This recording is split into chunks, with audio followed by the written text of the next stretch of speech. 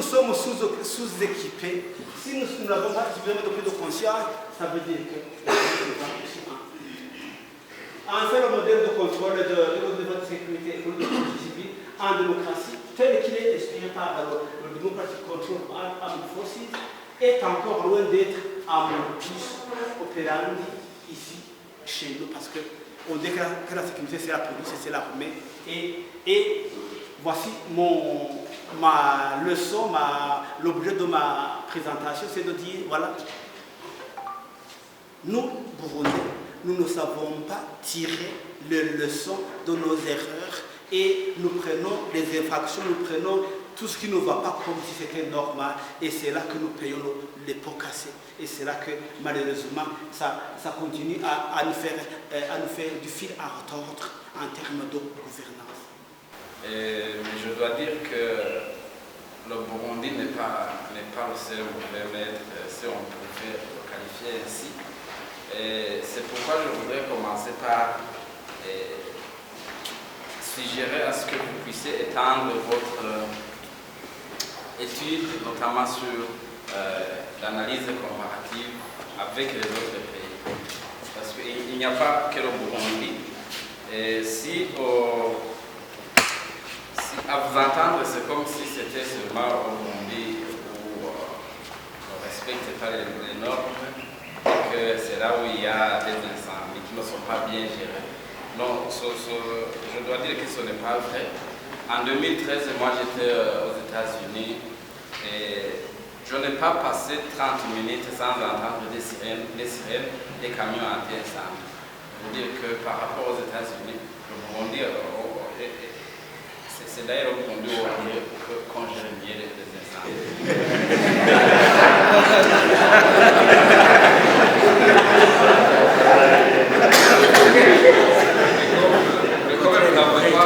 Mais comme vous n'avez pas fait cette analyse comparative, on pourrait dire que c'est au Burundi où les choses c'est vraiment du pire, mais ce qui n'est pas vrai.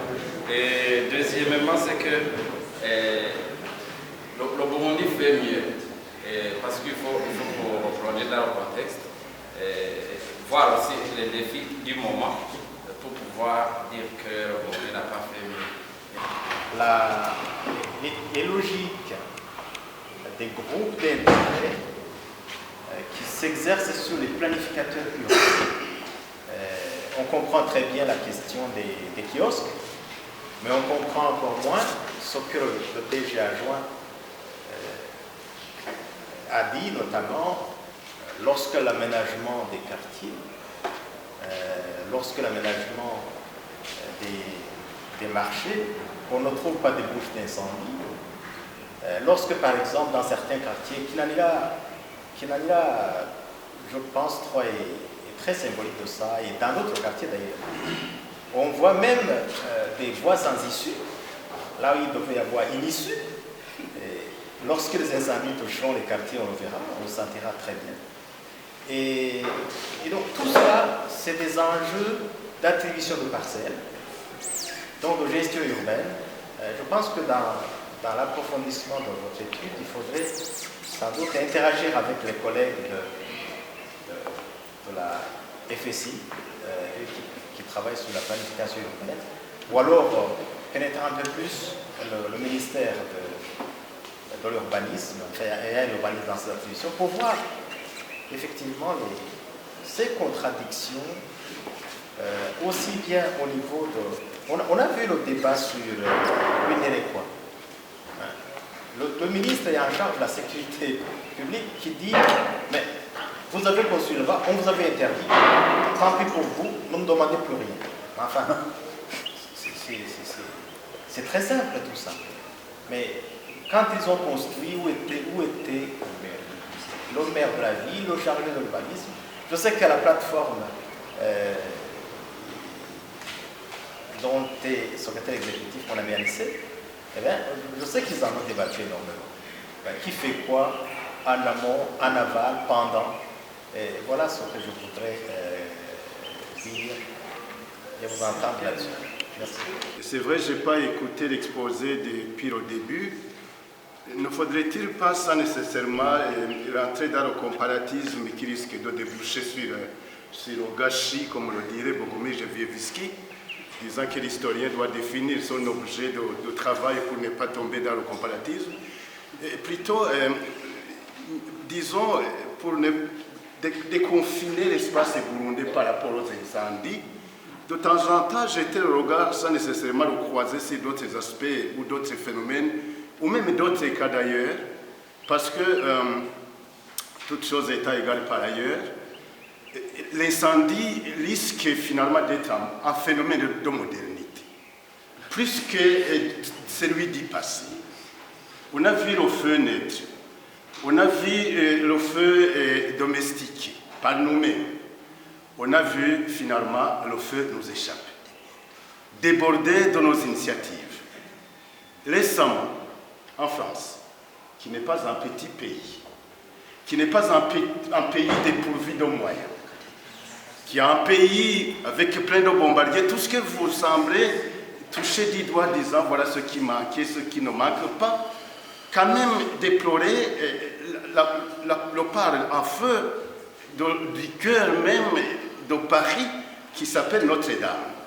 Tout le monde a suivi. Le président Macron a été le premier à bondir sur Notre-Dame, que tu connais, que je connais, que je lui connais, pour montrer quand même l'émoi qui touche toute la nation française. Nous avons vu comment cet incendie a été un élément fédérateur, même politiquement.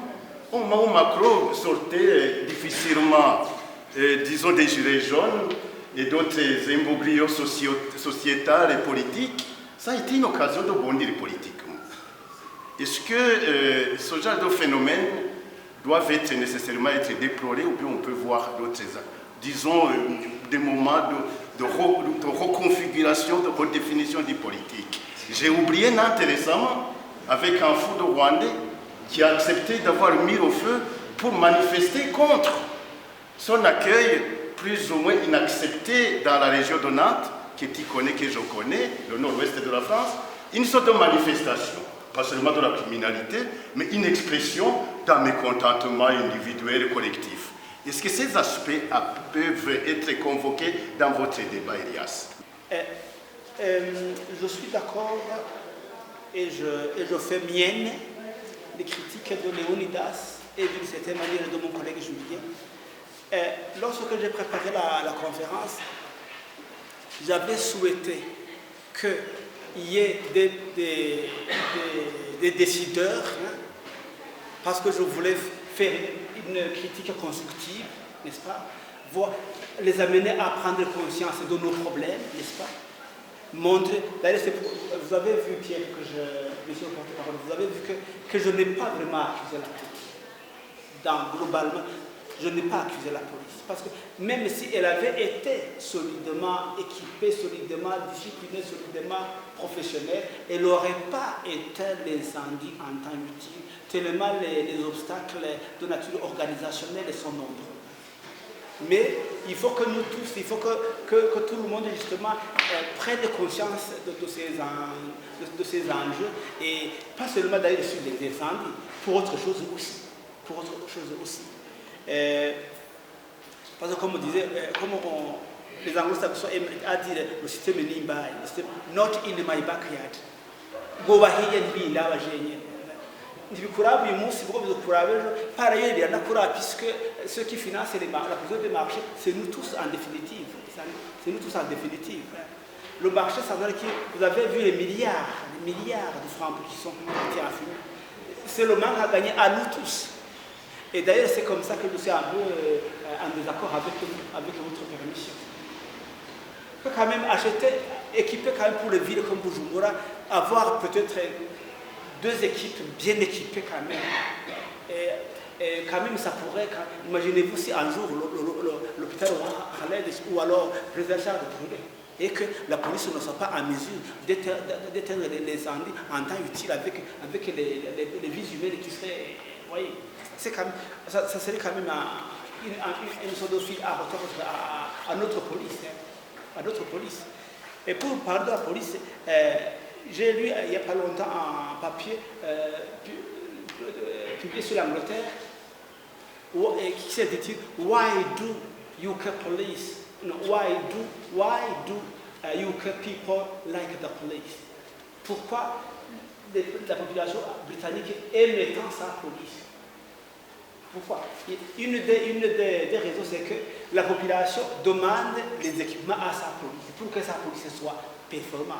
Et que ce qui est demandé par la population à sa police est facilement donné par les autorités, parce que les autorités répondent aux désirs de la population, pas des policiers. Si vous, les policiers, vous demandez des choses, vous-même, ça serait moins probable que vous l'ayez, n'est-ce pas, que si c'était demandé par la population. C'est dans ce sens que je...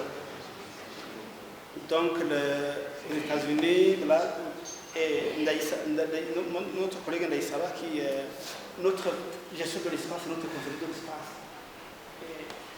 que s'il y a une place pour un stand, il y a aussi pour deux, il y a aussi pour trois. Pour trois, mais il faut une limite quand même, il faut des limites. Vous allez au marché de Kamenge, il est difficile de trouver au passé. Vous faites passer même un petit équipement anti-incendie, vous voyez, c'est quand même... Julien, j'avais répondu en disant que je fais mienne vos observations. Et d'ailleurs, ça va me servir pour la restructuration du papier à venir, n'est-ce pas? Mais je dois revenir, quand vous parlez de Kinanira, Julien, quand tu parles de Kinanira, je me permets de ce soir, bien sûr. Même vous voyez Kanyosha, c'est plus qu'un quartier, c'est vaste. Et vous n'avez pas, il n'y a pas deux bouches anti-incendie, c'est incroyable. Il n'y a pas deux bouches anti-incendie. Prenez peut-être Kinindo, vous avez à côté de la station, vous avez un dispositif où les militaires, où les policiers peuvent venir utiliser. Mais ça, c'est pas quand même cher. C'est cher, mais relativement. On pourrait quand même en équiper chaque quartier quand même ça. J'interviens pour exprimer un certain pessimisme qui s'est emparé de moi quand vous avez parlé des moyens. J'ai eu une petite expérience à ce sujet. Ce qui concerne la discussion des moyens du budget de l'État. À une distance de 20 ans, c'est-à-dire entre 1978 et 1998, j'ai observé comment on discutait le budget, je veux dire au niveau des directeurs généraux, parce que je participais. Rien n'avait changé. Donc, ça me surprendrait que ça ait changé aujourd'hui, que ça soit changé aujourd'hui. Je veux dire ceci. Il y a un budget global de l'État. Traditionnellement, en 1978, je parle de 1978, la présidence c'était 10%, le ministère de l'Éducation c'était autour de 35% de budget, l'armée c'était 25%, c'était comme ça. Moi, je ne lis plus la loi budgétaire parce que je suis fatigué quelque part. Quand j'écoute la radio et je regarde la télévision, la discussion budgétaire dure exactement 2 jours. Point très. Oh, quand j'étais aux études, la discussion budgétaire, mais au niveau du Parlement belge, au niveau du gouvernement, c'était terrible. Chaque franc était justifié. C'était absolument justifié. À qui la faute? Ce n'est pas au gouvernement actuel. Les autorités actuelles continuent la routine de toujours. Ne jamais se poser des questions sur ce qui est préférable à quoi, compte tenu des circonstances, compte tenu de... Par exemple, en 1965, la ville de Bujumbura avait 40 000 habitants. Maintenant, on me dit qu'elle a 1 200 000 habitants. Donc les données devraient être complètement considérées autrement. Mais est-ce que vraiment les mentalités ont changé? Nous continuons une routine quelque part pas très intelligente, pour ne pas dire employer un adjectif pénible, mais il en est ainsi. Le budget est discuté pendant une journée, pendant quelques, je ne sais pas moi, 8 heures, pas plus. Alors, dire que, en l'occurrence, le budget sera amélioré, sera accru de la protection civile, j'aimerais que l'assistance ici, l'un ou l'autre qui en sait long, me donne une réponse rassurante et réconfortante. Votre présentation va dans le domaine de public policy, politique publique. Et on voit des interventions qui ont été faites. Une question a jailli. J'aimerais savoir, qu'est-ce que l'on peut considérer comme condition d'efficacité dans la gestion des catastrophes, comme vous l'avez exposé? Puisque nous avons, selon l'intervention du professeur Alexandre, l'efficacité ne dépend pas nécessairement des matériels dont on dispose, et non plus la pauvreté n'est pas forcément la base de l'inefficacité. Alors, qu'est-ce que l'on peut alors élaborer comme condition d'efficacité dans ce domaine? Quand même, je salue la présentation de M. Senamba qui nous a donné des chiffres, qui nous interrogent. Dans l'incendie du marché central, 9 000 ont perdu l'emploi, 5 578 commerçants ont perdu leurs biens. Et la police de protection civile a déjà pris l'incendie comme un risque majeur. Ça veut dire vraiment un problème très important pour le pays. Et nous sommes en train de chercher des voies et moyens comment s'en sortir. Il y a déjà des pas, il y a déjà le service de protection civile qui est là. Il y a déjà des améliorations au niveau des conceptions architecturales, au niveau des marchés, au niveau des plans.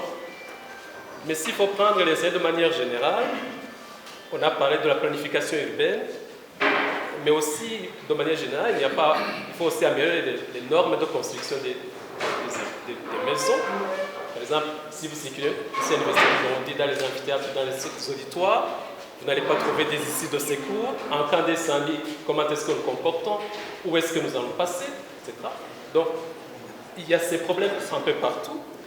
Et alors, je me pose la question, au niveau de la prévention des incendies, puisque nous sommes dans la prise de conscience, est-ce que, comme ces marchés sont construits de manière moderne, ça veut dire il y a ces issues, il y a ces allées qui sont prévues, est-ce que le service la police de protection civile ne peut pas travailler avec l'administration, les gestionnaires des marchés, pour des séances,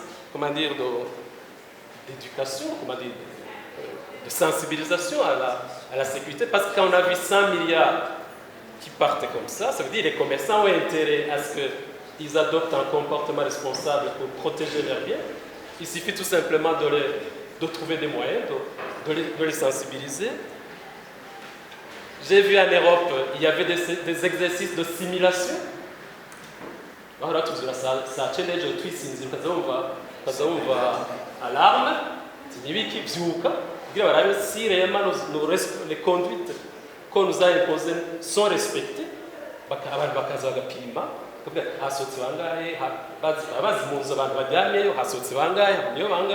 qu'est-ce qu'il faudrait faire pour dire alarme?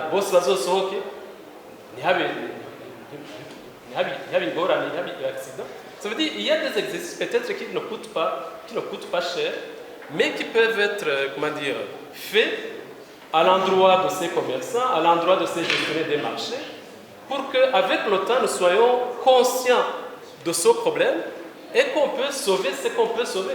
On ne va pas arrêter les incendies, mais au moins, on peut avoir un comportement responsable face aux incendies. Mais il faut qu'on ait le minimum de cette éducation à la prévention des incendies. Ceux qui sont dans le marché, au moins quelques séances. des exercices de simulation pour voir si ils ont inculqué les normes qu'on leur a données. Et quelqu'un soulevait le fait que l'université fait bien de retenir ce genre de sujet pour les étudier scientifiquement, pour les aborder de manière universitaire, scientifique. Mais je me pose la question, parlant de la sensibilisation, est-ce que ce genre de sujet enrichi de toutes les données qui sont disponibles et des compléments qui viennent d'être donnés ici dans la salle, est-ce que ce genre de sujet ne mériterait pas de bénéficier d'un effort de sensibilisation pour sortir des 4 murs et voir avec d'autres partenaires comment, entre les sujets, avec la protection civile, avec l'université, avec d'autres, comment ce genre de sujet pourrait bénéficier d'un temps suffisant, dans un milieu, dans un cadre approprié, pour que justement on puisse sortir de l'université 4 murs et toucher au grand public, notamment les parties prenantes qui ne sont pas ici, qui pourraient intervenir qui devraient d'abord être sensibilisés et qui pourraient intervenir dans certaines décisions, notamment au niveau de la prise de certaines décisions, au niveau des budgets, au niveau de ces décisions. Est-ce qu'on ne pourrait pas, par exemple, les vendredis, on organise des sujets, des conférences pour la population, dans un langage qu'il faut, dans un style qu'il faut, en partenariat avec la protection civile, avec les personnes intéressées. Est-ce que ça me semble que ce genre de sujet mériterait d'être abordé simplement pour le bénéfice du grand public dans un autre cadre qui gagnerait à sortir d'être milieu au sein de l'université, mais qui à un moment devait sortir de l'université pour le bénéfice du grand public, de la société en général.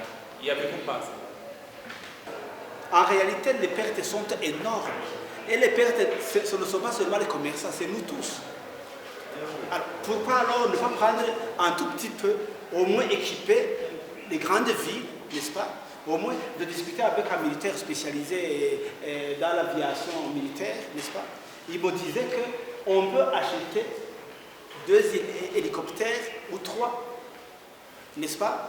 En placer un à Gitega, un autre, je ne sais pas, on pourrait prendre les régions, après tout, partout, il y a des bases militaires, n'est-ce pas? Mais un hélicoptère multiservice, avec un équipement pour pouvoir, n'est-ce pas, déverser des eaux anti-incendie. Donc, il y a moyen de faire au moins plus qu'on a maintenant. Donc je pense qu'avec la prise de conscience, il y a moyen de faire mieux. Et puis aussi prendre en compte la taille de la ville quand même, qui s'accroît de plus en plus. Donc, et aussi avec l'urbanisme, je reviens d'ailleurs à la question, au questionnement de mon ami Julien. Le fait est que quand même les services d'urbanisme ne tiennent pas compte de ces différents problèmes, et puis c'est pas compliqué. Oui, on pourrait, n'est-ce pas, faire respecter les normes, mais pas à la fin, mais au début. Il y a moyen. Il y a moyen. C'est la volonté politique. Donc, la volonté politique, il y a moyen que ça change vraiment. Moi, je reste optimiste. Il y a moyen. Pourvu que toutes les parties prenantes, comme je le disais tout à l'heure, aillent dans la danse. Les conditions d'efficacité, pour répondre à mon ami lui Désiré, c'est tout un processus. Lorsqu'on planifie la construction des marchés, par exemple, ou même d'autres infrastructures, et qu'on respecte les normes, et qu'on les fasse respecter par les usagers. Au besoin, s'il le faut en sanctionnant quand même les contrevenants, n'est-ce pas? Moi j'ai vu, il y a certains pays que j'ai visités où il y avait une sorte de chaos total, mais qui, avec une volonté politique, ils ont changé après tout. Moi je reste optimiste, il y a moyen, pourquoi pas? Nous ne sommes pas si bêtes que ça, nous tous en tout cas. Il y a moyen de changer, il suffirait que la bonne volonté politique y soit et que les différentes parties prenantes, n'est-ce pas, entrent dans le jeu. Et le directeur de la prévention, je ne peux pas dire mieux parce que vous savez, la police de protection civile n'est pas au service de la seule police. Elle est au service de toutes les institutions.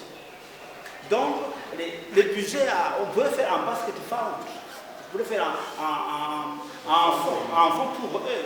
qu'on peut puiser là où c'est possible, n'est-ce pas? Et faire le plaidoyer pour que même les partenaires techniques et financiers extérieurs puissent mettre quelque chose.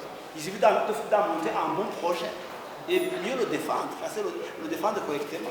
Il y a moyen parce que la police de police n'est pas au service de la police, non. Et c'est au service de nous tous, de toutes les institutions. Donc elle ne devrait donc pas vivre avec les seuls moyens pour la police.